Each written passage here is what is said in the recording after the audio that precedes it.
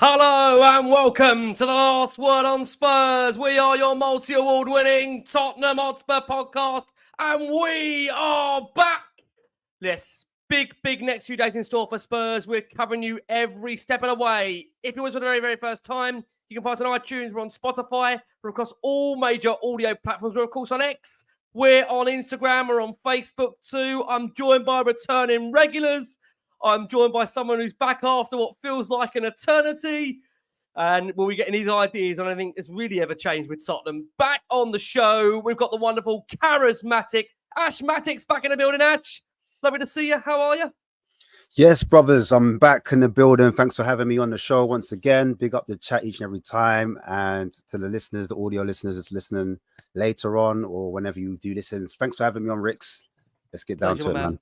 Pleasure. The Spurs Kings are in the house. Royalty joins us. Let's treat him as we go. Listen, joining Ash, I'd like to have this man back on the show. Level-headed, always calm, composed. It must have done to about one man. He's charismatic as well. George Achillea is back in the house. G, how are you? Lovely to see you here. Yeah, man, good to be back. Good to be back. We're fighting off an illness the last week, so, you know, everyone's dropping like flies at Spurs as usual. But, yeah, happy to be back discussing Spurs. And let's get into this. Absolutely. Look, many would argue, as we bring in those two there, we've rested his hamstrings, right? We've rested his hamstrings. He's had a good breakaway. Many would argue, what has he done by making me keep doing this every week? Where am I in this love triangle and what I've been put through? The comments will suggest you and tell you who is back. I've got our crazy instructor, the conductor, the runner of Last Word on Spurs. Look, your very own main man, Lee McQueen, is back on the show. Lee, lovely to have you here, mate. Look, I know for many out there, it feels like you've been away for years. I think it's only been about 8 weeks, but it feels a lot longer. I think it's been about 8-9 weeks. It's a lot longer in Spurs world, right? I mean, by Spurs world, it feels like years and eternity that we haven't had your optimism and hope.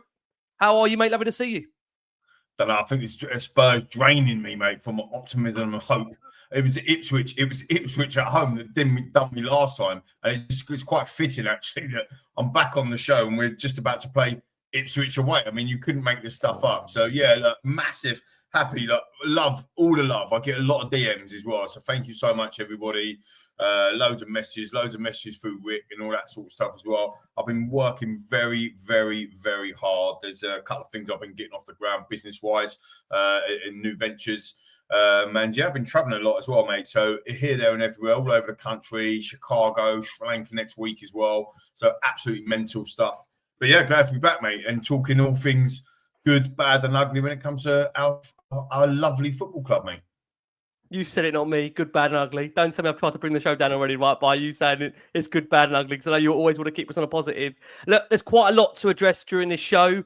We'll be talking through, and the reason why we're bringing this up is only because Lee McQueen is back. Probably I'm even going to mention this. Can Spurs still qualify for Europe? That wasn't going to happen, was it? A few shows ago, if Lee McQueen weren't here. Top four. What do you think? I'm back, team. What do you think? Top four. What are you going with? Listen, we might be that crazy. We're not freaking nuts, all right? We all just think, can Spurs still qualify for Europe? That might feel crazy, even me suggesting that. We'll be getting that discussion on the show. Look, a whole host of news, views, and speculations about certain players Spurs have on their radar. Apparently, if you're led to believe the speculation, EZE, for what is it, the fourth year in a row, is a top target going into the summer. As is Joe Bellingham, one to keep an eye on. Spurs are hopeful they'll get Tyler Dibling done fairly early in the window. One also to keep an eye on is Wilson ISIDOR, a player that Spurs are reportedly looking at, a striker in the summer. And Mark GUEHI, still very much top of Tottenham's radar, should Crystal Palace part ways with him. Of course, we know his contract is running down. There is a lot of speculation right now also in regards to Heung-Min Son, who apparently is being targeted by two of the Saudi big hitters. So keep an eye on Sonny's future and where we stand with that. We'll be coming discussing that during this Last Word on Spurs. Timo Werner, as we understand, and we'll come on to it later in this show, there is no intention from Tottenham to be taking him up on a permanent deal. Spurs have seen him twice, and as we understand, twice is more than enough. And we are also hearing reports during this evening that AC Milan are looking at a potential move for Fabio Paratici. Of course, Fabio Paratici currently still with Tottenham on a consultancy basis, and now he's been spotted a number of times at Hotspur Way and, of course, at the Tottenham Hotspur Stadium as well. So what does that mean for Tottenham if Paratici is going to potentially, after his ban come to an end, join AC Milan? So we're going to get into all that and more But I firstly have to ask the guys very quickly. I mean, look, we've had over the course of the last 24, 48 hours, it feels like not old news, but of course we're now at the back end of this week. We've had obviously links to Qatari with Tottenham. These have been at the beginning of the week, since been talked up. They've been cooled down towards the end of the week. So it'd be good to kind of get the guys' thoughts on these topics very, very quickly. And of course, we had the end of last week, that change for Spurs protest, where again, just to give you guys just the latest on that, there's been a spaces out there from Change for Tottenham, Change for Spurs, where they've just outlined the further details with regards to what could happen next. We will urge you, for those that are interested, obviously, in that campaign, and we're firmly behind them, of course, if you want to check out that spaces, that I believe is there to view as and when for you on Change for Spurs' X page. Lots to discuss. Very quickly, we'll try and get as much as we can. I said we're going to try and get this show done in an hour. We've got 3 talkers. What chance have we got? Let's start with Ash. We're going to start with Ash on this point. Ash, 2 of the main topics this week we've seen is reported links to Qatari potential investment for Tottenham, which again has been talked up during the start of the week. It's been cooled down towards the end of it. What's your thoughts on that very quickly for you, Ash? Can you see that being a goer for Tottenham in the near future? Yeah, I think it's something that's a bit further away than something a bit more immediate. So it's no surprise that it's come up because of the protests and his actual relationship, that's Daniel Levy, that is, with the a few Qatari owners. I know he's very close with the PSG owner as well, and that consortium, they're quite close towards PSG. We know that there's not a lot of money in France at the moment as well in terms of the TV rights, the TV deals. I know there's a lot of interest across the actual landscape in the area of Tottenham. That's a place that could be gentrified. Gentrification, of course, has been across the whole of London, South London especially, and West London. I think that was the first place. And now I think Tottenham's one of the last areas to be gentrified. And I know there has been rumours, not just now, but previously I've read many months ago that they were looking to do the actual walkway of the high street and build up some of the buildings, the apartments, the shops, and kind of make it like a Wembley way. And they were going to start with the train station. They wanted to rename the train station to Tottenham Hotspur Stadium, underground train station. But I believe that they were having some trouble in getting the naming rights, and it was going to cost too much money. And also the people in high places, in terms of the government change, that was a sticking point as well in terms of getting those things done, and kind of delayed things over. But I do believe that in terms of the actual appointment, that's something I don't see happening quite as soon as it's been talked about at the moment. And I think it's because of, you know, fans putting pressure on the board to get things done, to change things. And that's my understanding. And I think it's even linked to when we were involved with talks with Moani. When we were talking to Moani, Levy went over to Paris, and those PSG links are still there. When he was doing business, they would have talked about not just the actual Moani deal, but they would have spoke about other things as well further down the pipeline. And, you know, these circles, they're quite close. So one Qatari will know another Qatari. And we know Amanda Stavia, she's been a big talking point. That rumor circled around the start of the year, and it picked up some momentum as she did come into the stadium. She was seen at the stadium. And then there was a departing of her leaving Newcastle, obviously, at the start of the season. Actually, before the start of the season, she had left. And so what she does is she goes around and she looks for investors. And she's the one that's really passionate about, you know, the footballing side of things. And she would have probably looked at Tottenham, looked at the project, and think, actually, you know what? They finished 5th at the time. There might be some room for growth for this actual club. We are a London club as well. We're a big London club with a lot of wealth, and we are doing projects outside of it. As I mentioned already about the hotel, behind the hotel, there are apartments as well, which could generate money back into the club, which could be of an interest to some of these investors. And then also there are other projects outside of that are ongoing in terms of the generation of the actual land. But yeah, all of that stuff, kind of boring. I know people don't really want to hear that. How close is this getting done? I'm not too sure. I'll be honest with you. I'll be real. How close it is. But you got a gut on it, Ash. If you put a percentage on it, if you put a percentage, if I was to ask you to put a percentage on it for you now, what do you feel percentage wise? Definitely. there's no smoke without fire, 100%. Yep. And we've spoken about already, or some people might be aware of how those deals are constructed. They might want Levy around for a little while because he knows the Premier League. Remember, he was the one championing the FFP, the PSR, and a lot of the owners that are newer than him, they're probably looking to him to kind of lead that. And if they're a new kind of owner coming in or a new consortium, you kind of want someone to kind of baby you through those steps to kind of get these deals over the line, etc., etc. So if things were to happen, he would still be involved, but it would take maybe a 3 to 5 year process, a kind of changing of the guards, if you will, in terms of things going over. But I don't want to bore you anymore. I think as a percentage, I would say likelihood to happen. I still say it's 50-50, bro. I'll be honest with you. I wouldn't put my hat all in, but there's definitely ties in there. Things are happening. How quickly things are happening, that's up for debate. And we know, like I said, Levy has got ties with quite a few of those wealthy owners. But yeah, that's just my thing from what I read. On that point, to bring it over to you, then we're going to go to Macca on this. Look, you mentioned there, Ash, that there's obviously a number of organisations that have maybe thrown their hat into the ring when it comes to maybe reported interest with Tottenham. One of them that we know has looked at Spurs in the past is QSI. That is Qatar Sports Investment. Now, interestingly, as I think many will know out there, there's been a situation where that investment organisation has, I have to say at this point, reportedly threatened to divest from French football over a legal case, which is why many out there do seem to think and feel that they now will reportedly consider their investment in PSG and maybe look at an alternative club. And I think for those out there, look, it's a wider discussion down the line about how people would feel about having Qatari investment. But the point of the matter is that, as we know, there's yet to be a Qatari investment in the Premier League that own a football club. It's understood to be something they would like to in the future.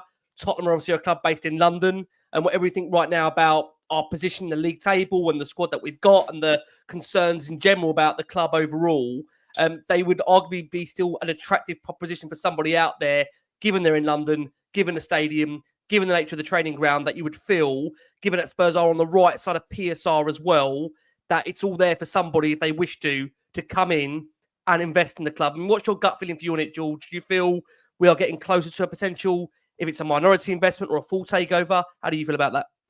Yeah, I think it just makes sense for the Qataris to sort of be involved with. Obviously, there's a lot of other wealthy, I guess, owners from that sort of region of the world currently in the Premier League. And if you look currently at their time at PSG as well, when talking about QSI, I think in a way you can consider it a failure to a degree. Like, obviously they've made them the biggest club in France and they've dominated the league, but really and truly their aim was to bring the Champions League to PSG, and that's not been done as of yet. It might start the season, but and I think a lot of the reports earlier this week, as much as I don't fully believe all of them, the point about wanting to invest in the Premier League, it being the biggest league in the world, the fact that the returns on your investment is obviously going to be a lot higher because of the rights for the TV and it's just, well, to be honest, everything in general when it comes to football in this country. I think it just makes sense for them to want to invest in this country. And like you said, all those ingredients for Spurs work out well. I think the only thing that's a bit of a stumbling block for us is because we've kind of got everything in place already, whether it be the stadium, the training ground, the revenue coming in already.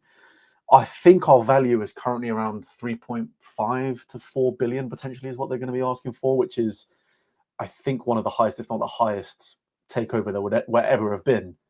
So those sort of deals aren't easy to do. So I think if it were to be them that take over Spurs, I very much see it as a minority first, with, like Ash was saying, it's going to be probably a 4 or 5 year period of them taking full control. I don't see anyone shelling out like 4 billion to buy Spurs straight up, and that's it. So I think it will start with minority, probably similar to what Man United have done, where they have football in control of the club, but they're gradually over time will start investing more to start bringing the old guard out. And yeah, I think that's kind of the strategy that will happen to bring in new ownership. And I think that there is something definitely working in the background because everything's been done. There's kind of no reason to stick around. Like, yes, okay, Levy might be the highest paid chairman, so he's getting a nice few million a year himself, but the whole point of taking on these projects 20 odd years ago is to build it to a certain point and sell it, then move on to the next venture, next project. So it just kind of seems about the right time to move on for them, in my opinion. So I think there's definitely legs to it. Again, I think I agree with everything Ash was saying. It's not going to be in the summer. It's not going to be anytime soon. But I think, yeah, start with minority and then gradually we'll roll out over the next couple of years as the takeover occurs. Macca, a nice, easy discussion to throw you back into. Bearing in mind that, on this show that we have to cover everything, here we are talking about potentially, as you come back, a potential reported takeover or dare we say a minority investment. I mean, look, just to let you cover it, Lee, because I know G and Ash have covered it. This is on the back of course, that recent protest change for Spurs they had at the weekend. I think many would suggest that it went to plan. It was a very peaceful protest, and being there myself, I spoke to many Spurs fans that just seem at a point where they just would like change for the football club. I know Ali Gold, bless him, said this in a recent show that, when you look at the American presidency, there's a fixed term somebody is there to then give the opportunity for fresh new ideas to come in, to have an overview, to look at what can change, look at what can improve. We'll get your take on both of those points, what you make of the change for Tottenham protest from your perspective, and also on the back of that, we've then seen obviously this recent flurry of news reports with regards to the Qatari investment. I'd love to know from you, do you feel they're entwined? Do you feel they're linked in any way? Or are they two separate subjects for you, Macca? No, I mean, look, first I want to be a couple of things in ink out. That's the first one I want to say. And the second thing I want to say is Heidi, Dan, Christina, one of our own, obviously Christina, Billy T, now Jay, and everyone else that's involved with CFT. Absolutely outstanding job. It's exactly how it should have been done and should have been run. And the reason why people are getting behind this so much now is because it's inclusive. And I think that's always what I say we as this show, there's so many of us on this show now, Rick, but certainly you and I, as the founding forefathers and Jason and Crackers, and we've always said that we get behind something when it feels right, and this feels right. So it's been brilliant from them. So massive shout out to them. And if you need any of my support or help or anything that I can do, please reach out to me. I know Jay has a couple of times, but I've been really busy, Jay, so forgive me. But everything else, especially on them scarves, man. I said this in the green room, didn't I? I don't want to say it out loud in case I commit to something that I can't do, but I'm really interested in doing something there. And as Kev G said earlier in the comments, this is season ticket renewal season time, isn't it? Silly season. So all these, let's get these players, let's get this, let's get that, let's do the takeovers. I do agree with Ash and George about the takeover. I think the 42% wages is not a coincidence. I know that we can use that to beat Daniel leaving the board with, and rightly so. As you can see the graphic there for the viewers, 42% wages to revenue ratio is low, very low, too low. But actually, sometimes or a majority of the time, when you're getting ready to sell or you're getting ready to investment, you're looking at the books, and there's one thing that we can't say about the board is that financially the books look fantastic. I think that's one of our biggest frustrations as fans, because we want it on the pitch, not necessarily in the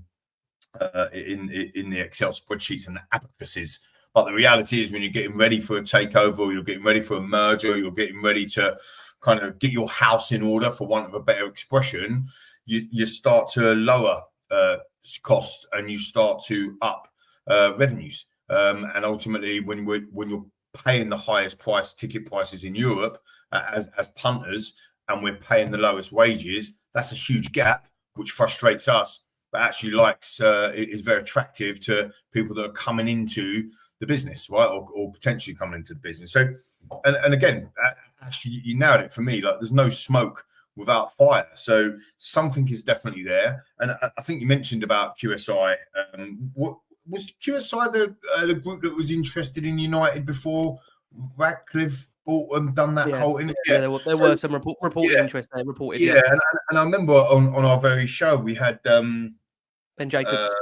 Ben Jacobs, yeah, exactly. Sorry, we had Ben on there talking about that. So again, and to be fair, I'm not being fair to Daniel. To be fair, I don't want to be fair to Daniel Levy, but he did say before in some of his interviews that we're always up for having a conversation about selling. Whether or not we believe him or not is another thing. But I do think that there is no smoke without fire. So let's see what happens. I actually think that it may be quicker. To look at me, Mr. Optimistic. It may actually be quicker than what we think, in terms of a minority than a majority. So I agree with what the boys are saying, but I think it'd be a phased approach. And actually, what will that change?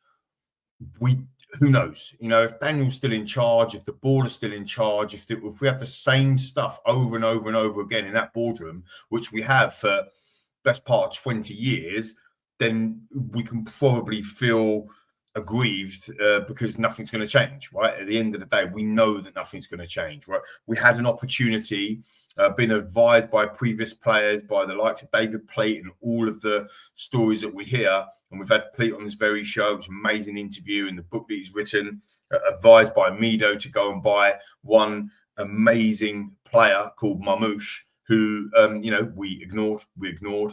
Someone else bought him, and 3 games in, he scores a hat-trick. And this carries on and on and on and on and on and on and on. So we know the pitfalls, which is why, you know, it's interesting, right? The original, I suppose, Leave Out or Inning Out crew that absolutely batter me on Twitter for not saying it out loud and this, that, and the other. When I jump on board with saying that I can actually get behind, they're now battering me. You couldn't make it up, team. They're now battering me. Oh, you've changed your tune. What's your problem? I thought that's what you wanted, right? So anyway, I don't do it for you lot. I do it for me, and I do it for what I believe in, and I believe that the change is right. So we'll have to see. I think I do like your point, Ali. I hadn't caught Ali's show actually when he said that. But when you have a term 4 years or a 5-year term, when you have to call a general election every 5 years in the UK or 4 years in terms of presidential term, I think they do that in Europe as well. You have to correct me if I'm wrong, but you know the presidents of Barcelona or Real Madrid or whatever. That's right. That's right. Yeah, that's right. Yep. You know, and when you look at the FIFA presidency, for example, Sepp Blatter all them years just keep getting it, and now if Nintendo, I don't know, I can't say his name, but the new bloke was doing that as well. Just butchered it. Welcome back. Yeah, whatever. He continues to kind of get, you know, unopposed, right? That's what they call it, isn't it? Unopposed. Well, that's basically what our chairman and the board of directors have been in this football club. And, you know, if it's working, if it's successful, then great. We don't need to change. You know, there's certain things that we need to tweak and certain things that we need to move. But quite frankly, it's not working on the pitch. It is clear as day not working on the pitch. 24 years, 16 managers, 1 trophy. I mean, I won The Apprentice back in 2008. I'm still dining out on that fact. They're still dining out on the fact that the same year they won a League Cup. You know what I mean? I've aged about 5,000 years since I was a champ. Do you know what I mean? Like, we ain't won a trophy since then. So, you know, I think it's my view in summary is that it feels now is the right time to drive for change and move to change and let's hope. And look, I get it. You know, the football club is very, very well run from a financial perspective. I totally understand that. The stadium, people were saying in the comments, it is amazing. The stadium is amazing. But there's also part of that stadium that has been lost because of the ticket concessions and pricing out younger fans and pricing out older fans and bringing fans in for day trippers. And I'm not one to have a go at any fan that's in that stadium. But the point I'm making is it's the lifeblood of a community that now doesn't feel like is there. Does that make sense? And you know, that's not just because of the stadium, but it's the atmosphere in the stadium. It's the ever changing of the managers. It's the ever changing of the style of play. It's the ever changing of the players because of the managers being changed. It's a hamster wheel continuously. So there's no continuity. And I think we'll know this, but when we spell out, write it down, read it out loud, the continuity, the best spells that we've had in the modern era, which again, there's no trophies, right? But modern era has been where we've had Harry Redknapp for over 4 years as a football manager and Maurizio Pochettino over 5 years as a football manager. And arguably you compare their two, you compare win ratios and stats and this, that, and the other, but how we felt, what we did, how we worked, what we expected. You know, these were unprecedented times, getting into the Champions League for the first ever time under Harry Redknapp, watching the likes of Defoe and Keane and Berbatov and Dawson and King and Modric. I mean, you know, we talk about how we didn't win anything under Maurizio. How the hell did we not win anything under Harry Redknapp? I tell you why. Because when we could win tank, we go and get Louis Saha and Ryan Nielsen. Right? And that's the reality. And then it repeats itself again under Poch. How the hell did we not win anything? I'll tell you why. Because we went 518 days without making a signing. And the cycle goes again and again and again. So continuity is key. And if you don't have continuity, again, I see a lot of people, and I'm not saying that they're right or wrong. I don't know the bloke, but Justin Lange, right? Langer, right? Johan Langer, yeah. Johan Langer, yeah. It's a golfer, right? Johan Langer, right? Justin's his brother, probably. Yeah, he's getting a lot of grief. You just put Paratici up there, right? You just put Paratici up there. Well, I don't think Paratici is Langer, right? I don't think Paratici is involved anymore. So anyway, this guy now, Johan, is getting a lot of grief. But what you've also got to realise is that actually he's only been in the job 5 minutes. So we're gonna get rid of him as well. Do you know what I mean? We're gonna get rid of Ange because loads of people want Ange. So we're gonna get rid of Ange as well. So you know, at what point are we having continuity? Now, the only place in the whole of the football club that we've had 24 years of continuity is the board. Just let that sink in, because everything else, even fans ain't going. I'm a season ticket holder. You all know I'm a season ticket holder. I've been going to games. I've been working. I've got a lot going on. But Ipswich done me. I'm not going to lie. Ipswich totally done me. Like we're losing to Ipswich. You ain't won for about 50 years. And we lost at home to Ipswich. I'm thinking, what are we doing here? And then Leicester rock up. What, eight games losing, not even like 8 games without a win. They lost on the trot, 8 or whatever it was. They rock up at our home and they beat us. I'm thinking, what is going on here? And then what happens is the manager gets sacked. The cycle starts again. Yeah, I am all straight, to be fair. I am getting 4 months off my chest. Well, Look, zip me, right? Zip me up and wind me on. But I think the points I'm making, biased as I am, are completely bang on the money. And then this is the reason why we're so frustrated. And this is absolutely the reason why it's now time for change, in my opinion. That's what's flipped me over the edge. And it's not even Ange. It's not even Andrick. Ange ain't flipped me over. I'm still Ange in. Because quite frankly, if you switch him out again, we just start again. Well, the great thing is, Lee's answered my next question there. And the nature of being a fabulous host, which I'm going to try and be, I've then got to suddenly go from that to then asking the question. This again will really test how good I am as a host, right? Which you guys will tell me on a day-to-day basis how good I am hosting, whether it's good or bad. You let me know. Don't worry about that. You let me know. I'm going to ask a crazy question now on the back of what Lee's just said there after all that. Please, I don't think I'm crazy for asking this. Is Europe still achievable this season for Tottenham? When I say that, through the Premier League, you know, we're going to bring the table up and it's going to cover our faces for our listeners and audio about where we are right now, because it's an interesting discussion. I've seen many posing that question about, is Europe still within Tottenham's grasp? But Tottenham are on 30 points at present in terms of the Premier League. And we understand that down to Newcastle United in 7th, it could even go down to 8th, that the Europa Conference League, for want of a better phrase, could end up qualifying you for there.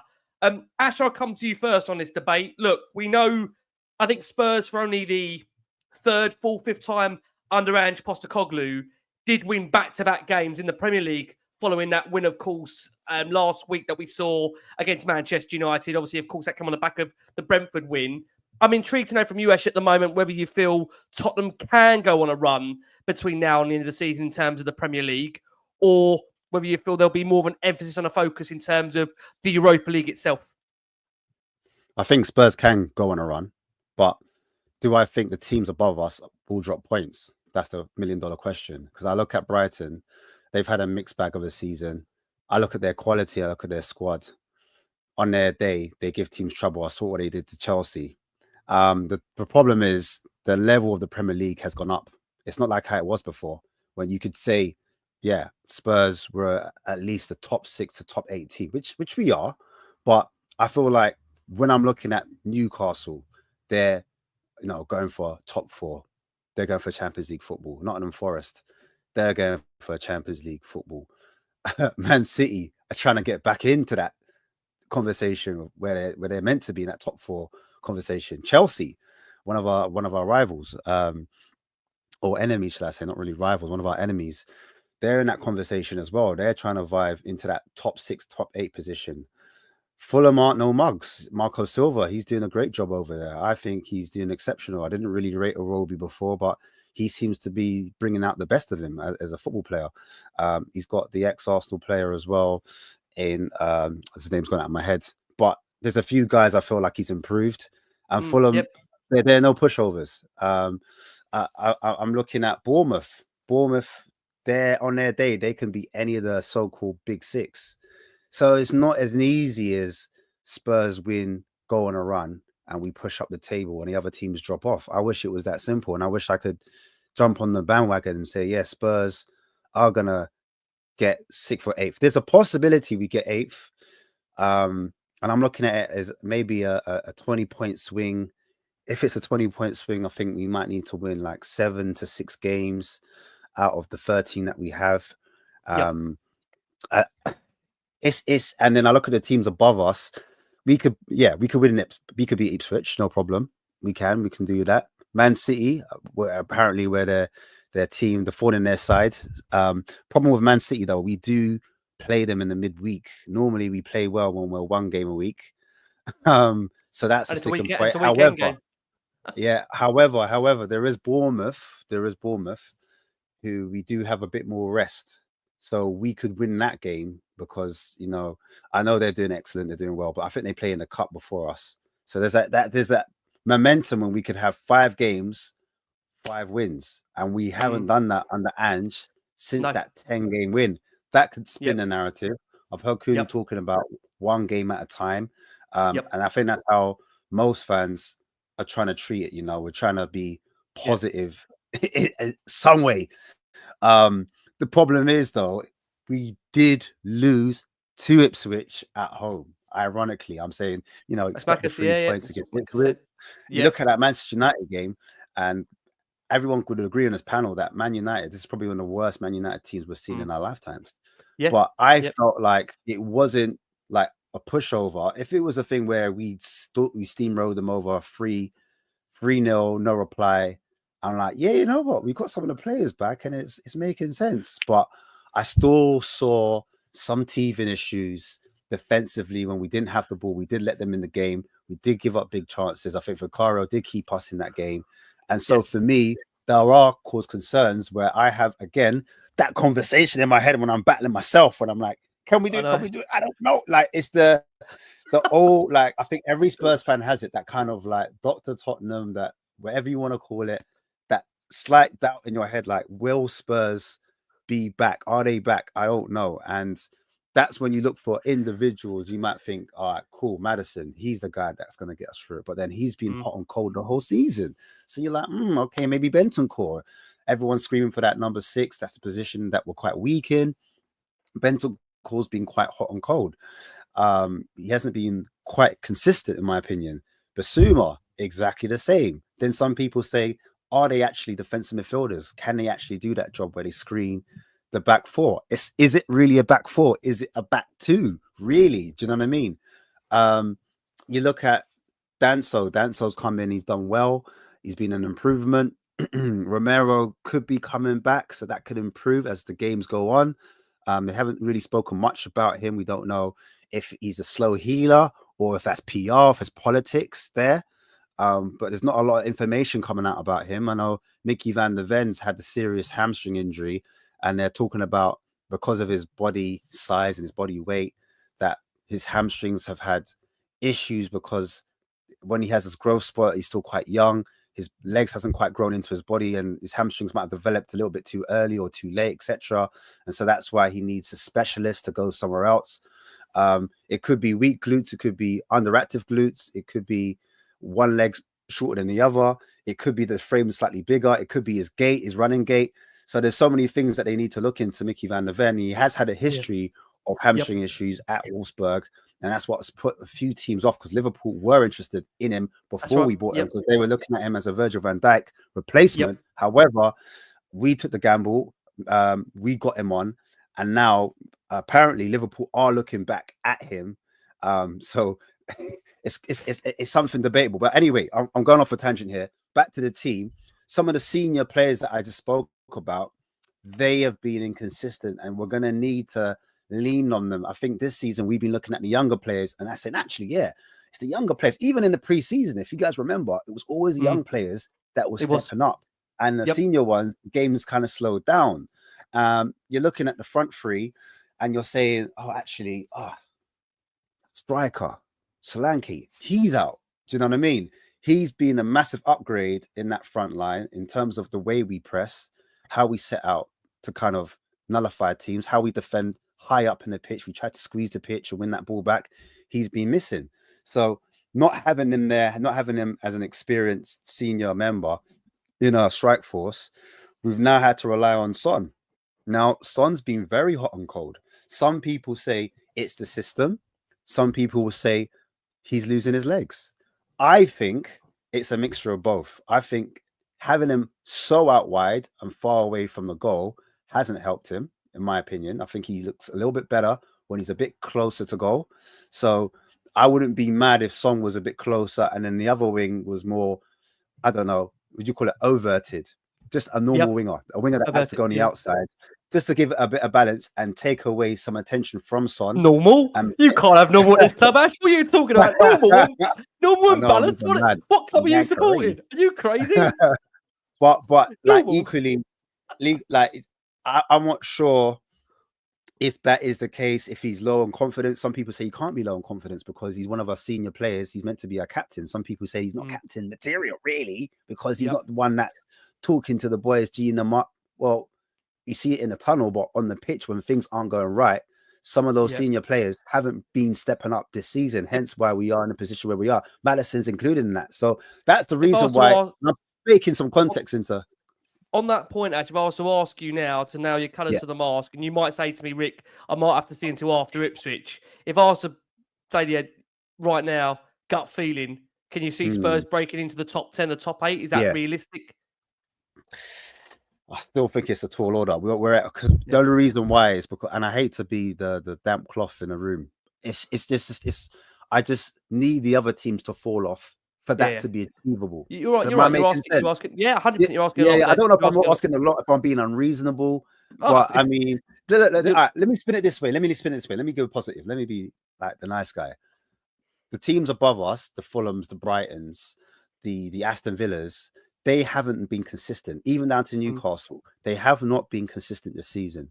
So they are going to drop points. It's down to us. It's down to those players to have the mentality now. Senior players, they're going to have to step up and they're going to have to champion that run that we need to go on. We haven't had more than a 2-game run this season. Since even since the opening 10 games, Ash. Since the opening 10 games of Andy's reign, we haven't. It's crazy to say. I understand why people are Ange out, get better coaches in, because what Ange does, he's a overseer, from what I understand, and he's the one that gives the coaches the philosophy, he gives them the blueprint, and then it's down to the coaches to get down on the actual training ground, which is nothing new, because Harry Redknapp used to do it. Harry Redknapp would have Joe Jordan, he'd have all those guys, Kevin Bond, but I look at Jadanek, he was like the under 17s academy coach. I'm like, is that really experience from Aston Villa? Is he really going to be the guy to help us out? We've got Ryan Mason that's been there for seasons. Is he going to be able to switch it up and change it up and coach some of these players and some of the younger players, of course, as well? You've got Matt Wells there. Obviously, he was with Scott Parker, ex-Spurs player. He was down in that lower league in Bournemouth. So he's got that experience of battling, being in a dogfight and then coming back up. Are these the type of coaches that are going to manage the younger players and also the senior players to help them to get through this period? Because Ange doesn't get in the actual changing room. He says he leaves them. That's their space. He lets them talk and he lets them have it out. Do you know what I mean? He's there to give the overall message, the philosophy, the idea, the blueprint, and then it's down to them to kind of figure it out, if that makes sense. And that's where things can get a bit techie, because I respect all the coaches in this league. I think that's the difference. Where, yes, I have my Spurs hats. I'm in a bubble sometimes. I do look outside of the rivals, the teams that we're fighting against, the Una Emirates, for example. Do you know what I mean? Of the world, who sometimes sits in a low to mid block. Do you know what I mean? Not saying that there's anything wrong with the approach we adopt, but there was nuances in game when I see Marco Silva tweak things when I've seen Hustler, the Brighton manager, very young, who actually learned under Ange, by the way. He went over to the Tottenham Hotspur Stadium when he was getting his training. He went over there to see what Ange was doing. I'm not sure if that was a good idea. And he was writing down notes and thinking, oh, okay. Oh, what? No wonder we got beat by them. No wonder we got beaten by him. But on this, it's the... Yeah, go on, sorry. You feel for US, just to summarise at the moment, it's a tall order unless there's a point swing, right? I mean, this is the thing. I'm going to come back around in a second. G, if I can come around to you. I mean, look, we say that. I mean, the many are also alluding to the fact that in the comments here that potentially 8th place in the Premier League would get you Conference League. I mean, that in itself is another competition whether Tottenham would want to be in the Conference League. I think where we are right now, Spurs are in a position where it does feel like for the club in general, it may be Europa League or bust. And just quelled that. He said, look, we're going to give our all in the final remaining Premier League games. We can't allow, anything else to distract us from that. I mean, what's your gut for you, telling you, George, at the moment when you're looking at the table and the point swing? It might be better to ask this question after Ipswich, which is, again, that's an opportunity to win 3 games in a row, which, again, I will say, in the Premier League, we have not won 3 games in a row since the opening 10 games at the start of last season. I mean, me just saying that just sounds incredible. I know Lee's a positive person. Can I say Lee's a positive person? Even he looks like he's about to break down. What do you reckon, G, for you on this point? Yeah, I mean, it looks like 8th will be, to be honest, because I think England seem to be very far ahead on the coefficient for 5th in Champions League, so that should be nailed on. And then I'm not really sure. Someone in the comments might be able to online. I'm not sure what the knock-on effects are of if Chelsea win the Conference League and come top 5. Does that mean that's like a 2nd place for Europa League or 3rd place for Europa League for a different team because they'll be in Champions League and so on and so forth? But it's looking definitely at least 8th is going to be Conference, which, look, what's that, 9 points currently, I think it was on the table? Yeah. So it was 8. So that's definitely doable. That's a 3-game swing between a few of the teams. It's possible. It's possible. I think the main thing for me is apart from the great points that Ash made about the fact that we haven't seen that consistency throughout the season. I think as well as that, we have got the Europa League coming back soon. And our track record when it comes to playing on Thursday to Sunday has not been great at all this season. So, and for me personally as well, and I think a lot of Spurs fans out there would want to focus very heavily on the Europa League this season, which means, and now it is the knockout phases, we should be playing our first team, guaranteed on Thursdays. We've already seen what's happened to the team when they've played too many games. They clearly get knackered. They clearly struggle. Kulusevski started to slow down a bit now. Son sort of had it all season, whether that's to do with the fixtures, I don't know. But we're seeing it with a lot of players. So I don't see how... I don't see the Thursday-Sunday schedule for us benefiting us in the league in terms of gaining enough places to get European football. I think that's the problem for me. So I think for me, the best option is still on the outset is to go all out on Europa League to secure European football that way. I just don't think... I don't think it's that realistic when you just look at the track record of us in the league this season and last season. And also, do you think the players feel like that as well? Do you think the players have got that kind of mentality slightly? Or a little bit, yeah. I think it's something to play for as a player. You know what I mean?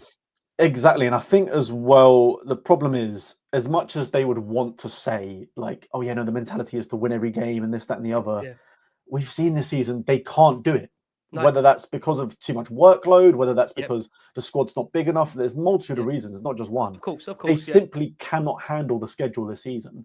So as much as they would like to say that, no, we'd love to win on Thursday and on Sunday. It's just not possible, in my opinion. So there is just that I think is the extra day you get between the Sunday to the Thursday. So you've got a little bit more rest before the Europa League game.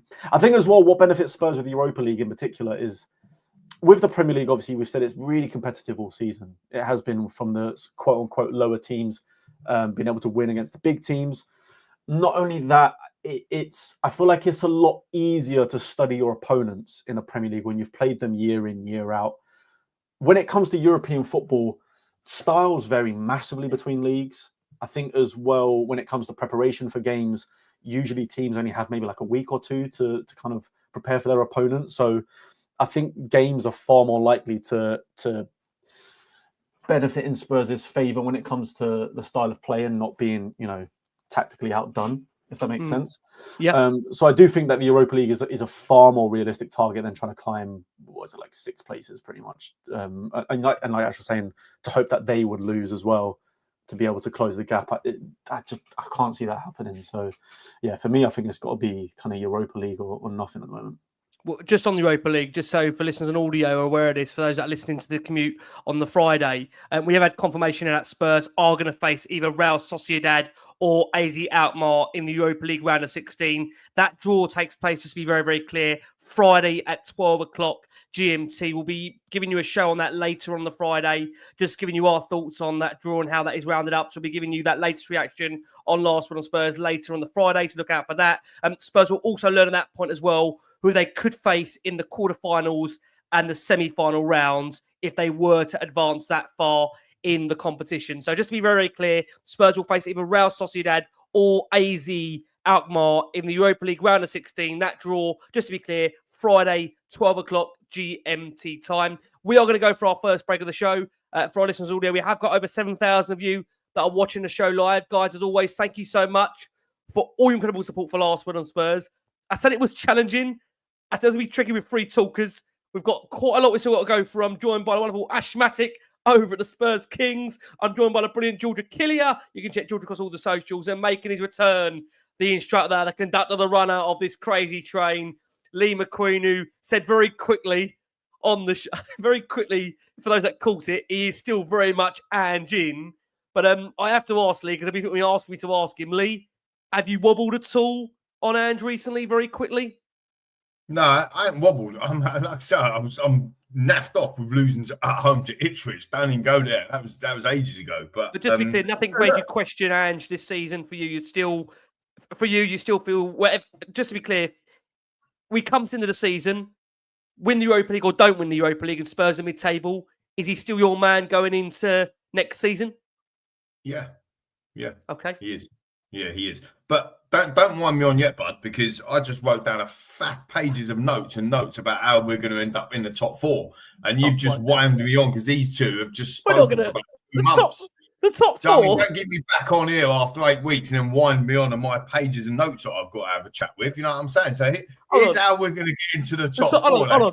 The top 4 for next season or the top 4 for no, I'm joking. The top 4 Europa League. Put that bloody league back up. Put it back up here. Right, here's the reality. Put it back up. Here's the reality, right? Here's the reality. What's a nuts of a show? What nuts? 70 points every season. I say this every season, and every season it's about right. 70 points gets you top 4, right? We ain't getting 70 points. 65 to 67 gets you 5th. 62 points gets you 6th. Now, this is going back. This is on average going back like 10, 12, 15 years of the Premier League. So you can argue the toss from me if you want, no problem, at Lee McQueen. 59 points will get you 7th place. Yeah? 59 points. Okay, the blue book is here, my man. You can't see it because you've got a graphic up, but it is here at the top of your screen. Okay, here it is. Blue book is back. So 59 points gets you 7th. So this is my debate or my argument, if you like, putting forward for Tottenham finishing 7th. I totally agree with Ash and G what they were talking about, but here's the deal, right? I think we've got to win 10 games to get 29 points, roughly. Out of 13, that will be. Okay, great. So, and out of them games that we've got left, we've got to play City, who are above us, so that's going to help us in the table. We've got to play Chelsea, who are above us, so that's going to help us in the table. Sarah, I was joking about top 4. Bournemouth, we've got to play, so that's going to help us. Fulham, we've got to play, because like these are 6-pointers. Like to Ash's point earlier, he was saying, I don't know if they're going to drop points, but all of these are 6-pointers, aren't they? So if we're gonna get above these teams in the league, we're going to have to beat them. Got to play Fulham, got to play Forest, got to play Liverpool, got to play Villa, got to play Brighton. So they're the teams that are above us that we've got to play. The other teams you've got to play is Ipswich, Wolves, Southampton, West Ham and Palace. I'm more worried about them. I know, to be fair, I'm worried about Ipswich at the weekend.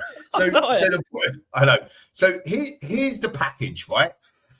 I think that we're getting nothing at Chelsea and we're getting nothing at Anfield. So write them off right now. That is not even happening. Man City, a bit of a bogey team for them and whatever, aren't we? So, and they're at home, so we may get a draw. I'm totally convinced that we're going to beat Bournemouth just because you want Areola as our manager, and I'm absolutely convinced that we're going to still finish above. Like comment audio there. Listen to audio. I'm more about the bottom 4 than the top 4. Yeah, I know. All shakes, haven't it, right? I think Fulham's tricky. We can do them. I think Forest at home having a good season, but it just takes a drop off. We can do them.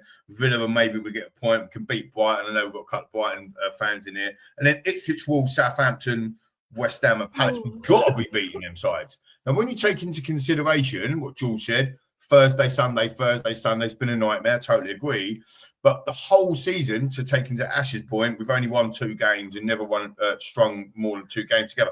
We've had our first 11 has been injured, right? We've now got Vic back, right? So he's back. But we've had Odebear out, Vic out, Richie out, Bentancur out, Solanke out, Destiny out, VDV out, Romero out. They're all coming back. So something's gonna change and something's got to forget Werner. We ain't bothered about Werner. But Romero, Solanke, Van der Ven, Charlton, Dragonsil, okay, he's had an ACL. That's the reality. So I'm not saying that we're gonna finish higher than that. I think it's possible. It is possible if things align that we could get 7th. So King Hoddle said in the thing, I think the ceiling is 8th. I think we could potentially get 7th, potentially. But that is a massive ask. But all jokes aside, that is a massive ask. Of course. Here's what I would say. If I offered you, and it doesn't have to be me, so forgive me, if we were offered 10th and the Europa League win, everyone in this chat would take that at the beginning of the season. Everyone. All day long. Everyone will take it all day. Oh, Ash, what are you saying? Ash, don't want trophies. Ash, I just want to ask. I just want to ask, what was your expectation of the start of the season? And then I'm done. I'm going to sound like that's another 20 minutes. No. I just that once because Ash, you're digging me out here. Maybe you know. I said we're finished 3rd. What way round was the table though? 3rd from bottom or from top? I said we finished 3rd. But to be fair, the first season of Ange, I said we finished 5th, and that's exactly where we finished. And there's a loads of people saying, "Oh, this fat." What you're saying is we can still finish 3rd then. It's swings and roundabouts in it. I think at the end of the day, again, all jokes aside, the amount of injuries we have had have been horrendous, and they haven't been like Richie's out for 2 weeks and then he's back. It's like 3 months. Now, is there any club I would say this season in history that have had their goalkeeper and their 2 best centre backs and their defensive midfielder, if you can call him that, out at the same time, and then adding in their best left back as well, arguably because Jez now playing amazing. But it's just been unprecedented. So it's a massive ask, but I do think the results are going to be better from now until the end of the season than what they have been because of the injuries and because of where we're at. And it did feel like, not just Manchester United, because I agree with you, Ash. It was a bit of a dog game in it, and we gave them loads of chances. That's what this team does. Yeah. But we got the win, and we've had criticism of why can't we just get the win and just well, we did, right? So fair enough. We've won 2 on the bounce in the league, and we've been bounced out of the cup. Absolutely terrible via Liverpool 4-0. It's just a fucking joke season. But when you look at you want to try covering it, son. I know. So I left you to it. No. I'm on a bloody holiday once you get back. Don't you worry. I'm going on a break. When you're back, I'm going away, and you can come back and help. I know. But at the end of the day, it's not about. And Ryan says the Brighton fan in the group says that's right. Blame the injuries. It's not about blaming the injuries. It's about all of the circumstances that's gone. Like if you had your entire full team, 3 out of 14, we might still only be 7th, right? But what like Villa? Who have got a 94% wage to revenue ratio, who are in the Champions League. Where are they? Unai Emery, he's the best. Well, I'm just saying. 96 even. So where are they in the league? They're 9th. So at the end of the day, how many injuries they had? They ain't had their World Cup winning goalkeeper, have they? Andy's insistent that between now and the end of the season, those clubs. That's my son's toy going for the back. This segment was meant to have moved on 20 minutes ago, and we're now talking about where we're. I'll move you on. I just wanted my work, man. I'm doing all my work on it. Okay, so very quickly, Lee, just to summarise this point of where we are. In your mind, you think where will we finish for you in the Premier League at the moment? If I was to ask you now, where do you think we'll finish? Yeah, so to clarify all that, in my mind, it's possible that we finish 7th. I Well, I'm going that. I think we finish 7th. 7th. Yeah, Okay. I think we finish 7th, yeah. Okay. I honestly think dangerous sounds just before we got Ipswich on the horizon. So just to be clear, That's the other thing, actually, just quickly, Cantab in the group says Villa has -3 goal difference or whatever. If you put that team about, this is the other thing about the goal difference does make a excuse the double phrasing, it does make a difference. Like our goal difference puts us 7th if it was just on goal difference, and it does make a huge difference. Like in the end, when all the table is said and done, I just feel like that we will. I mean, let's be honest, right? If we finish 7th, it'd be a freaking miracle. Like this bloke, they've not won. Miracle. Jose finished lower than 7th. Just to go back to Ash's point, we've not won 3 games on the bounce since the opening 10 games of the start of last season. I know. That is like, terrible. I think I won't listen. No. This would be a miracle. Right, we're going to try and move on. We are going to try and move on. So as things stands at the moment, Ash, I think with you, I'm not sure if we can get the league form any better than kind of top 10. But I think now it is kind of, for want of a better phrase, it's shit or bust in terms of the Europa League. I think I asked G, what do you think for you? You think you still think a top 10 finish is possible, G, at the moment? I think it's more likely like 9th, 10th, because those teams that are like just above us, they've been as equally as inconsistent as we have been. So 9th, 10th is possible. I think just getting towards those Europa places or like European places is just a little bit too much. Yeah. And I can tell people can tell Lee's had a good 3 or 4 months off. He still think we get rested. He's rested. I'm hamstrung. He's rested. I'm ready on the card. He's come back in the season. He's come back and the season's coming to an end. He's just getting going. That makes me laugh. We're still at the first couple of games in for him. Jesus. Is it possible? Is it mathematically possible? Is it possible? Can we go on a run? The answer to all them 3 questions is yes. Will we? Who knows? Based on what's gone before, no. Yeah. But who knows? Who knows? No, you don't know. You don't know. I mean, all you can go by is recent, obviously, informative stats that would tell you we can't. Can we? Another question. We're going to squeeze in our next break of the show for our listeners and audio. We've got more breaks and segments on this show. Work that one out. I tell you, we have got nearly over 8,000 of you that are watching the show live. Thanks so much. If you've been here 20 minutes ago, we're still on the same discussion. That means Lee McQueen is back. Lee, welcome back. Thank you so much. Completely disrupted the set in order, but who cares? Ash Matic is back from Spurs Kings, as is George Achillea across the socials. We're going to try and move on to the next segment. We are going to try. We're not going to look at the league table anymore. We're going to give you a roundup of all the latest news, as you understand, that has been reported out there with relation to potential players. Tottenham are looking to maybe bring in those to go out. And one piece of news we've had through is that Tottenham are fairly confident, even though he's only been here for 5 minutes, make of it what you will, that Spurs are hoping that Matthias Tell will join the club permanently. He's reportedly loving life at Spurs, and his state of mind is that he wants to remain at the club next season. I'd seriously request a brain test very quickly on that. His state of life, he's only been here for 2.5 weeks. That training ground must be impressive. He wants to stay. Very quickly on this, guys, have we seen enough at this point to say we want Tell to stay beyond the end of the season? We'll go to G very quickly, and we've got a lot to discuss, G, so I'll give you just a quick couple of minutes on this one, and we'll look to quickly go around the table and move on to the next subject. Yeah, I mean, look, you can't say it's been enough yet. It's been, 3 games that we've seen him in, and only a couple of full 90s, so it's the jury's still out on him. But I think what I will say is, though, I think he got a lot of criticisms, obviously, and potentially rightfully so, at Man United for not taking the chances that he had. But kind of the way I saw it was he got into those positions very easily, and his tenacity, I think, is probably the best word to use throughout the match, was incredible, to be honest with you, because he was chasing everything down for the full 90 minutes. The actual techniques of the shots and the timings of the shots, I think definitely needed working on. But what I'd liked from him was that he was always in the right position at the right times. And I think what we've said a lot before, and I think Solanke, for example, is so important to how we play, with his pressing, his strength, and, well, let's face it, his goal-scoring ability. But how many times have we said earlier in the season that, Solanke's not getting enough chances. He's not getting enough chances. If only he had a few more chances from our wingers, then he'd be scoring so many goals a season. Yep. Tell's managed to create those chances for himself. I just think the quality of that shot has not been there yet. But again, it looked like one of those ones where it's like, first home game, he was just, you could see he was almost desperate to get that goal, especially against Man United, who were very, very publicly linked to him in January. So for a 19-year-old, I think he's got the mentality.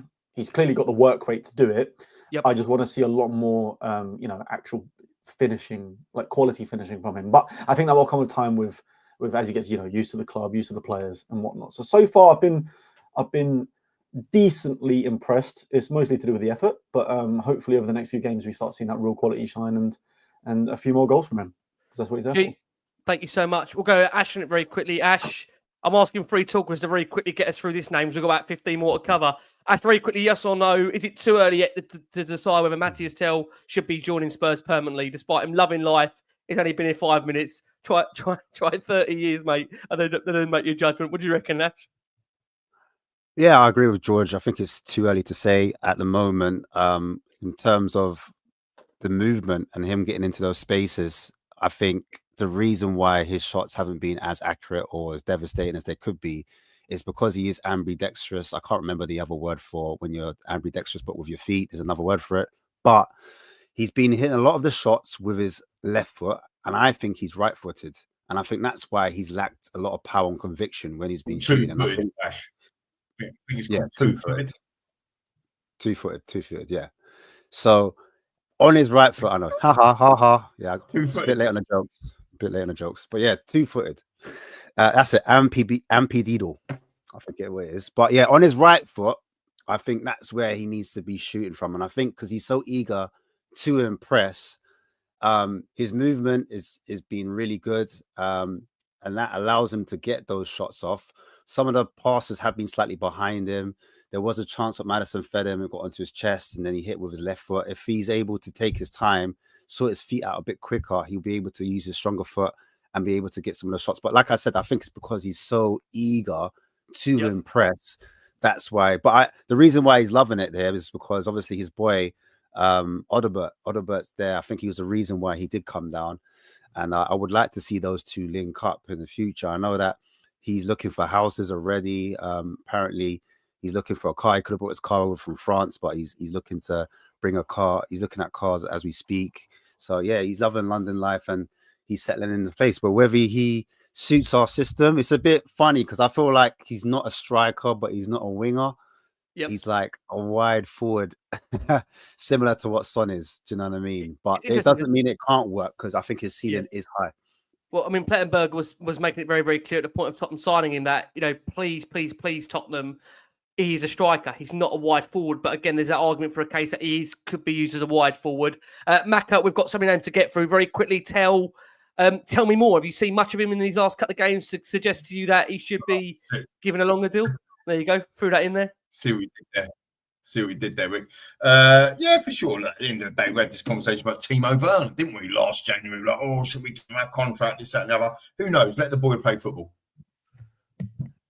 We'll let the boy play football. One name, again, that is doing the rounds at the moment, just again to give a summary on this, is EZE. We understand Spurs are, oh my God, how many times have I said that on this bloody show for Transfer Show? Starting to advance with regards to looking at him for a summer potential option. We understand he's one of Tottenham's top targets, and Spurs will be at the forefront. They are at the queue at the moment to sign EZE. Look, we've heard this name a number of times. He was involved in 29 goals in the past season and a half. He has been the linchpin of the Palace side. I mean, it's a Palace side that could also lose Mark GUEHI in the summer. We understand Fabrizio Romano has confirmed that he will once again be on Tottenham's shortlist for the summer.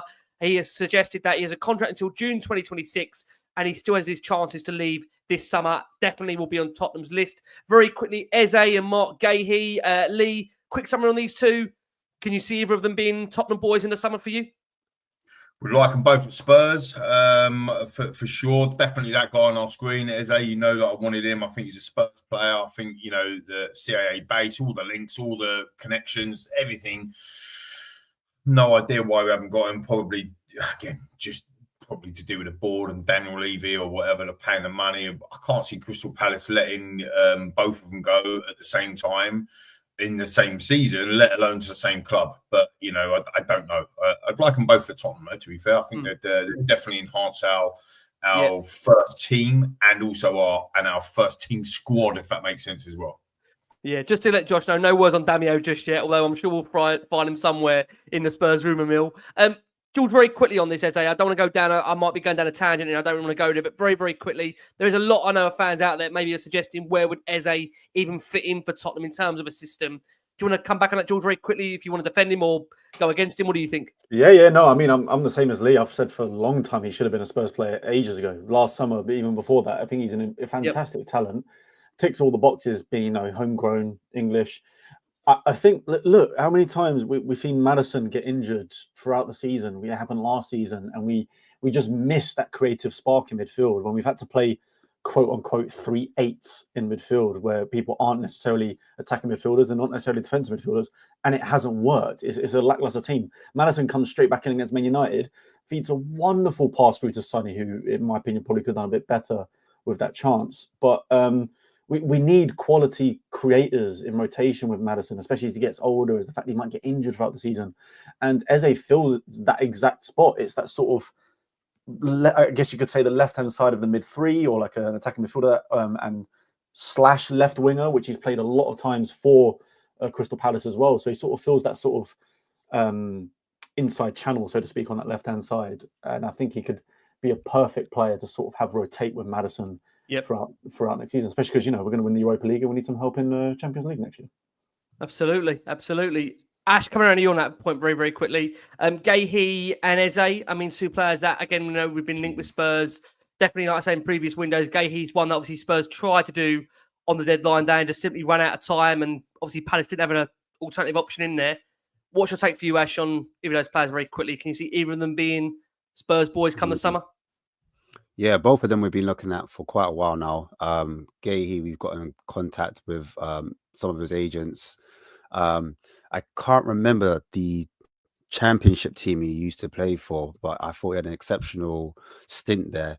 And ever since he was at Chelsea, I believe, before that, and then he left to go to Crystal Palace. And I think since then he's improved and he's showed a lot of leadership skills. And I think that's why he's got an England squad call up. I know Newcastle are heavily linked with him. They're very interested, and I know they made a bid for him last season. I know Crystal Palace were holding out between 70 and 80 million. And I think Newcastle actually bulked to that. Yes, it was Swansea where he was loaned up. It was Swansea. That's right, For Eberechi Eze, again, a player we've looked at for a long time. He was at QPR and he was under Chris Ramsey. He was the one that actually looked at him when he was at Wickham. He came over to QPR, and then he had a kind of rough introduction into football. People weren't really trusting him. He was getting knockbacks quite a few times, had a few trials that didn't quite work out. But anyway, as Chris Ramsey, a former coach of Spurs, he looked after him. And then since then, we've had an eye on him. When we did get Eberechi Eze, when we did start to look, and those talks were happening, I remember there was the box where the family was introduced into the box. I saw the Sonny, so Maddison go up to him, embrace him after the Crystal Palace game when we won that. And I know since there's been like a fashion walk or fashion week where they've had like interactions. Some of the players, they're really good friends with him. But yeah, just to go on George's point, in terms of profile, we need players that have excellent ball retention if we are to play possession-based football. And I think that's a profile we're missing, where we have a lot of players that like to run in behind, or they're quite vertical.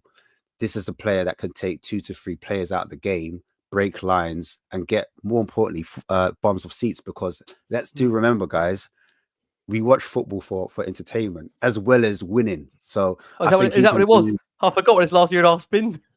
Always been torture, isn't it?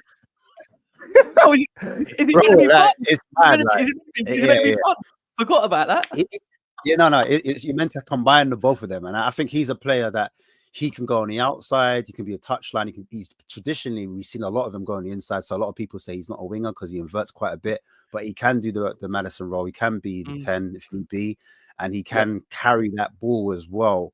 A little bit different to Maddison. Maddison likes to pass the ball through the lines, whereas Eze would like to take players on. And I think that's a fashion, a trend at the moment. You've seen a lot of Premier League teams looking for those players that can break the lines centrally. Eze can do that. And he's also had a stint out wide on the right as well. And I think Spurs want a player where he can fulfill multiple positions. Yeah. He can shoot outside the box. Need I say any more? Yeah, absolutely. Listen, we'll keep an eye on those guys. I mean, none of it's been mentioned, and again, it's very early at this moment. I totally agree. Honestly, I totally agree. Eze needs to be a Tottenham player, doesn't he, lads and viewers and listeners? He absolutely does. Like, just go and get the guy, make it happen. I know this is a copy and paste job. You've seen the same thing. You have said the same thing, bless you, for the last how many years on it. Everything that G and Ash just said, like, it's literally Spurs. Like, he looks great in the shirt. I'm gonna stick my neck out, and I think he wants to leave Palace in the summer anyway. I think he was gearing to go last summer, and the move didn't happen. So I agree. I think I think whether that's why it's us he or someone else, I think this summer he's gone regardless. I think that's this why is- he downs tools a little bit as well. And I Mhm. think physically he's a bit stronger than Maddison on the ball. It goes down less. So I think that's something we Yeah. need to. I know And what like you said about players driving forward as well, I think we're kind of entering an era of chaotic football in a way, as like Iraola, Rick's favourite. bloody know it. To put it. Yeah. Chaotics, yeah. Don't start James off on chaotic. Everything's been so Iraola. I don't know what's the word, like tactically rigid in the last like 5-6 years, that you kind of Yeah. need those players that can take footballers Absolutely. on, which we've not seen in the Premier League for like, until very, very recently, as Ash said it. So No. he's one of those players that can do that. So yeah, Yeah. why not? We'll keep an eye on him for sure. One name I do need to also give a mention to, for those that have got interest out there, is Joe Bellingham, brother, of course, of Jude Bellingham. Spurs are reportedly interested in signing the Sunderland midfielder at the end of the season. He's 19 years old. He's obviously very highly rated. Again, it's one to keep an eye on at the moment. There's nothing really to bring you in terms of imminent news, because again, we are outside the transfer window and we're talking about bloody transfers, which is the nature of this bloody show. We can't get away from them. So one to keep an eye on. I know, can I just say, there's a lot of comments out there that are also suggesting for listeners on audio, what about the players that we've got currently out on loan that are coming back? I mean, we can't get away from the fact Jamie Donnelly is absolutely ripping things up right now for Leyton Orient. You know, again, there'll be a player there that will be thinking to himself, maybe how did I not get game time when a lot of the players have been out injured? So he's doing a cracking job, we've got to say, Jamie Donnelly. And you'd imagine, again, he'll be knocking on Andy's door again come the summertime with pre-season. Will he get an opportunity to get into the first team affairs? We'll have to wait and see. You've also got Alfie Devine that's currently out on loan. You may argue with Alfie, he might need another loan for another year. You've got Manor Solomon. Manor Solomon's currently, again, doing tearing things up for Leeds United in terms of the Championship. Leeds, of course, look like for them, they are going to be heading for promotion. Just keep an eye on that fact about promotion with Leeds, because there are reports out there that we're going to bring in a couple of the players here, a vice captain and a captain that Tottenham are potentially could see a departure to. We understand that Leeds United are looking at Ben Davies. Ben Davies for them is a player that they are looking at as a potential option for next summer. That is, again, depending on maybe their promotion or, dare I say, remaining in the Championship. Leeds, we understand, did look at Davies in January as well, but given Tottenham's situation around their centre-back shortage, meant Davies was not going to go anywhere. I think, look, Davies has had, again, a decent season for Tottenham. There is reportedly a trigger option in Davies' contract, which Tottenham do hold the rights to. So if Tottenham want to, they can trigger that option, I believe, for a further 12 months, which again would maybe indicate Leeds would have to pay quite a hefty fee potentially if they were to prize Davies away from Spurs. There has been reports about Davies maybe going into a coaching role at Tottenham down the line. This also follows on the back of the news that captain Heung-Min is currently being targeted by a couple of the big Saudi giants. They are Al Ittihad and Al Hilal. Of course, look, we can't get away from the fact Sonny hasn't had the season that he's wanted in terms of for Tottenham, in terms of the Premier League.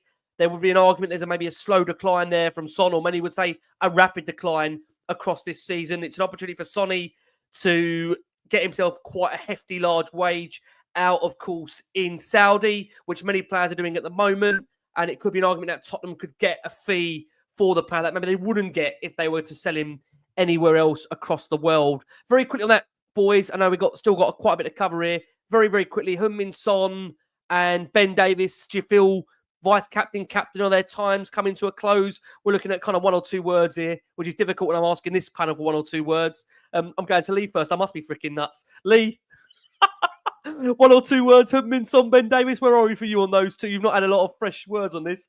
I'm worried there's 4 months here to vent, so we'll quickly let you get these words out on these. No, I won't do any 4-month venting. Ben Davies, very interesting one. I mean, he's just solid. Like, he's our James Milner. So at the end of the day, people say, you know, get rid, don't get rid, whatever. You know, I don't think he's holding anybody back per se. So, you know, he's not, well, we know this club's not, he's not going to win high wages, is he, Rick? Let's be fair. And a sort of stalwart, and he's been solid when we've needed him. I mean, you know, I know he's been injured as well. He's another one you could put on that list. But since he's come back, he's been solid. So I don't know. Back up Ben. James Milner type, great servant. Son, I can't say anything bad about the bloke. I think he's absolutely insanely good. He's been brilliant. I think there's one word I'm going to call Son and the whole team, actually. It begins with C. Is that broadcast or that word? Yeah, and it's confidence.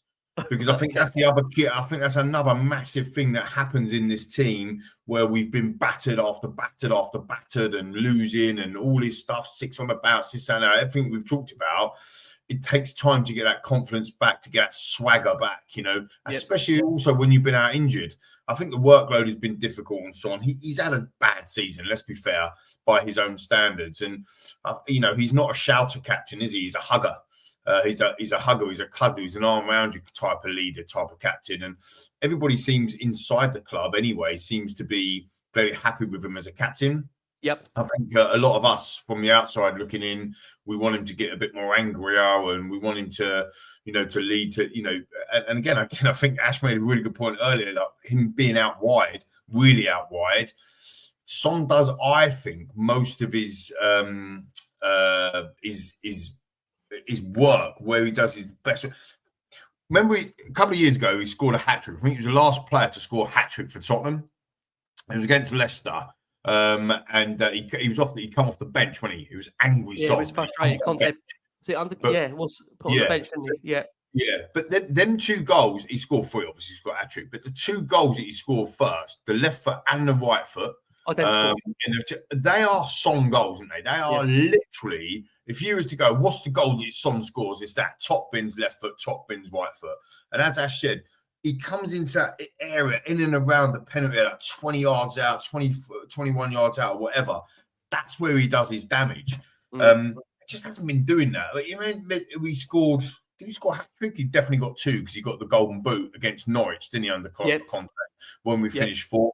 He scored another one like that. Like, he scores, that is the goals that he scores. And when he's running off the shoulder, do you know what I mean? Like, we don't play like that now, but when he's running off the shoulder or there's just something not right. He reminds me, and maybe it is his legs are going, but he reminds me of the Son a couple of seasons ago when he was having a shocking season. Do you remember? Do you think he'll get, just quickly to finish on him, Lee, do you think he'll get back to the Son that you know and love in a Tottenham shirt?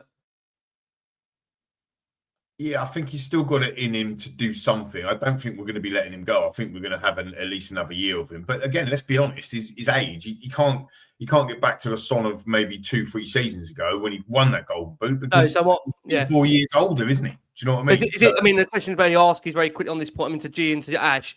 With Son, is this kind of as good as it gets now, boys? I mean, very quickly, just on these 2, Davis and Sonny, no disrespect to either of them. I mean, G, what are you saying very quickly on these 2?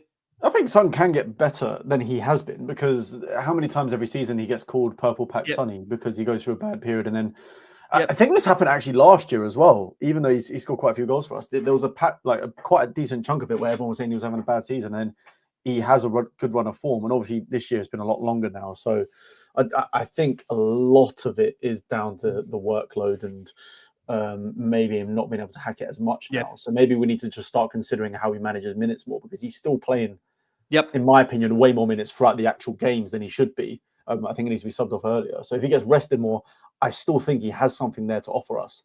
I just don't think he can be relied upon as that 90-minute man anymore. That is going to be energy all time, all during the match.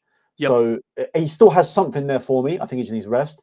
In regards to Ben Davis, I think it's a case of I can easily see us triggering that year extension for one of 2 reasons. Either you go the Joe Rodon route and it's guaranteed money for a sale in the summer, or 2, as Lee's put it there, he's just a solid 6.5, 7 out of 10 player that we can have in the background if we don't manage to sign all of the players that we need in the summer, because we all know we need probably at least 2 centre backs this summer. And if we're not going to get it, you can see the club keeping Davis on for another year. So Davis is more likely to leave than Son, put it that way, for sure. Okay. Guys, I'm going to very quickly ask you for Ipswich predictions. Obviously, we're going to get more team news from Ange Postecoglou in his press conference on Friday. This is going to be a very, very quick round the table. It's going to be very, very quick. It's only been an hour show. I know it was going to be very dangerous saying an hour show with these guys. Lee's laughing away in the background there. He's definitely back. Let's go to G to start off with. G, Ipswich on Saturday. Bearing in mind we had a discussion halfway through the show about whether Tottenham can get into the top 8 or 9, you feel this is a game they probably have to win if we're having that discussion on the show, because otherwise we will look incredibly stupid, not for the first time on Last Word on Spurs. Yeah. No, and to be honest, and who does he? And also, who does these running orders? What idiot puts these together? I don't know. I don't puts these together. Oh, take up with HR. See what. Absolutely. No, look, I think it's so difficult to be super confident with Spurs because we've done this so many times before. And then, like you said, I was crazy confident with Ipswich at home last time out. One of my mates, an Ipswich fan, met him outside the ground, and I think I predicted a 4-1 Spurs win. And we all know how that went. We should be confident. We should be. And to be honest, I think we can be more confident this time around because I think that extra week sort of break of not having a game is really going to help us. And it's sort of come at the right time with players coming back. I know the Man United game was a little bit of a dogfight. It wasn't necessarily the best performance, but you could see that rest helped in bringing a few players back and actually having, a bench to play with worked as well. Absolutely. So I think an extra week of that, players actually doing proper training rather than just recovery will help as well. So I can see us beating Ipswich this time around. So I'm going to go for a 3-1 Spurs win. 3-1 Spurs win. G, thank you so much. George Achillea across all the socials. George doesn't know what an hour show looks like since he's been on. I always pencil in at least 2. Just Everyone's trying to, bear in mind, manage time. No chance of this bloody show. Ash, always a pleasure. I know Ash doesn't mind talking. Those guys, can I say, Ash starts at 2 in the morning over at Spurs Kings TV. They start at 2. We try and finish at 2. I'll put Ash and Lee on the same show together. That was dangerous or what? We swapped Ash for tonight. He must think, God, bring back Friday. I want to finish early on Friday. Ash, prediction for Ipswich, what are we going to go for? Yeah, I think we'll beat Ipswich, even though our Premier League record against them isn't that great. I think head-to-heads, they're our bogey team. I don't know if you guys know that. How many teams are we a bogey team to? That's what worries me. That could be a different discussion. It's crazy. Like, you have to go further back to find our last win against Ipswich. But I still think we are better than them. Obviously, I've got cause for concern from the last game because they've got the ex-Man City player or the Man City player that's on loan in terms of Rory Delap. I think Delap, he's a bit of a problem. And Hutchison, Amari Hutchison, I like the look of him. I know he's quite small and diminutive, but he's quite a tricky customer. They've got some good players. They have got some good players. There you go, 1 or 2. And also fair to their coach as well, doesn't really play like a set form of tactics. It's a bit of a mishmash. 4-2-3-1 is the formation. But I think that's why lots of people giving his plaudits because he can mix things up. He doesn't play one way. So it will be an interesting game. And we are away. Our away record, our home record hasn't been that great either this season. But despite all of that, I still think we will get the job done. Whether it be pretty or not, who knows, man? I'm looking for a big performance, man. I am. Yeah. Ash, you've gone for a Spurs win. Make sure you find Ash over at Spurs Kings TV for more coverage there. Your late night call.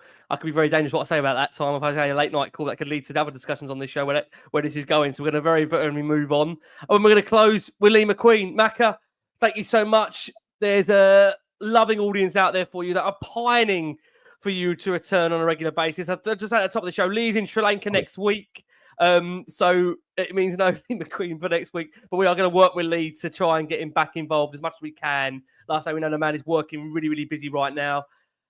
Macca, why am I even asking you about a prediction for Ipswich? I know what you're going to say. It's just a waste of my time. It's a waste of my air. Well, hang on a minute. Hang on. You don't know. Because I predicted we potentially. You ain't going to leave a last one on Spurs. On my coupon, for those of you old enough to be coupons, I've got Ipswich down as a loss. No, I haven't. Look, here's the thing, right? Ipswich. They lost to Brighton 2-0. They lost to City 6-0. They lost to Liverpool 4-1. They lost to Southampton at home. This is in the league. Like, what are you talking about here, team?